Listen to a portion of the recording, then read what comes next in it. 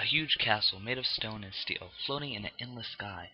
That's all this world was. It took a varied group of craftsmen 1 month to survey the place.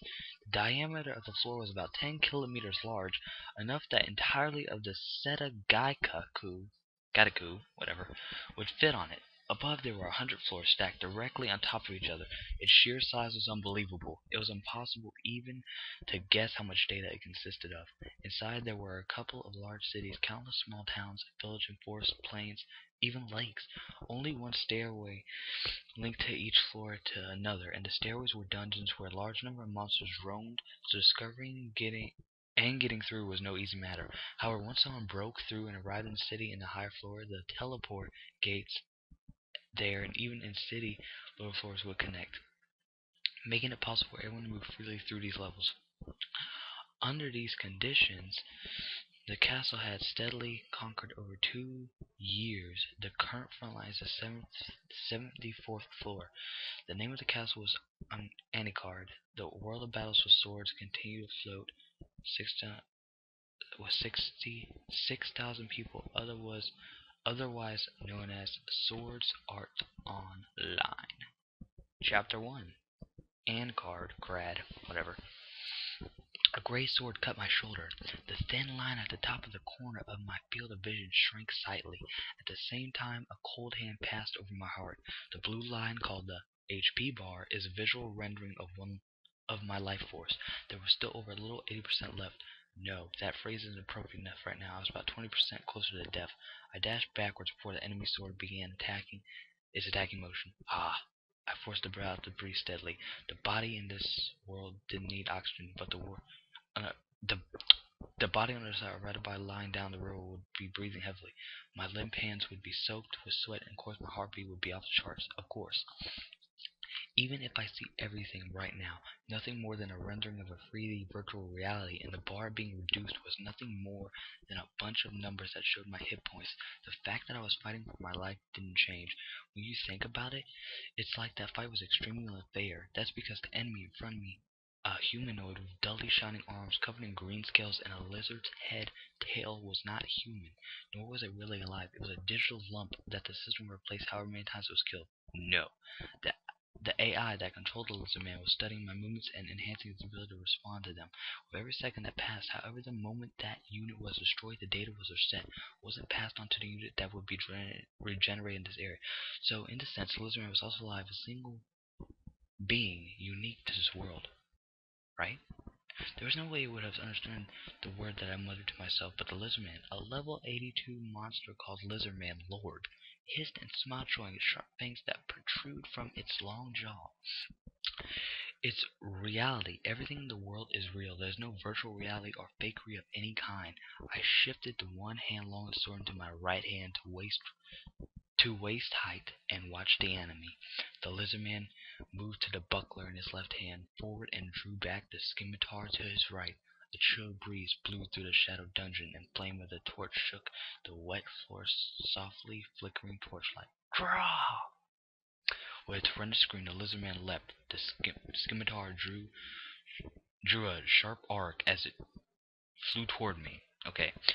A blinding orange light lit its trajectory. A high-class one-hit sword curved to the sword. Bale Crescent. It was a formidable charge-type sword skill that covered a 4 distant meters in 0.4 seconds. But I was expecting that attack. I slowly increased the distance in order to induce the AI to create a situation. I closed in on the lizard man, my mind registering the burning smell the scimitar left behind as it sliced the air centimeters in front of my nose. With a short snout, shout, whatever, I swung my sword horizontally. The sword now covered in sky blue light, cutting through the thinly protected stomach, and the bright red light scattered instead of blood. There was a low scream. However, what just happened? Hold on. However, my sword then stopped. The system assisted me through the programmed moves and chain next slash with a speed that would have normally been impossible. This is important for the elements in battle in this world. Sword skill.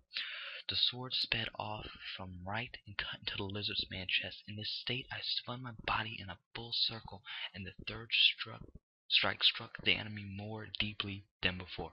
Roar! As soon as the lizardman recovered from being stunned briefly because it failed to hit with big skill, it screamed with rage or perhaps fear, and raised its scimitar high in the air. But my chain had not ended.